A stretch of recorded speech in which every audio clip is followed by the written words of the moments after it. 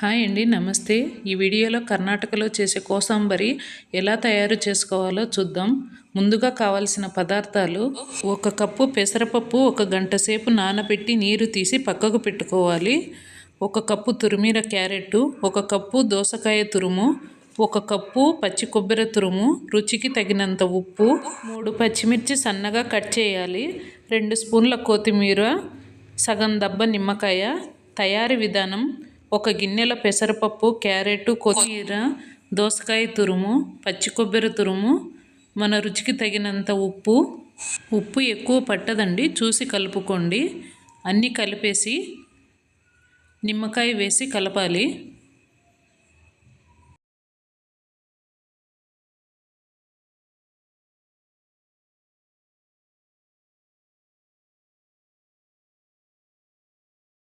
ఒక బాండీ పెట్టేసి అందులో 1 టేబుల్ స్పూన్ ఆయిల్ వేసి ఆవాలు, ఎండుమిర్చి వేసి ఫ్రై చేసి ఈ మిశ్రమంలో కలపాలి. కర్ణాటకలో ప్రతి ఫంక్షన్లో ఈ రెసిపీ ఉంటుందండి. అంతే, హెల్దీ టేస్టీ కోసాంబరి రెడీ.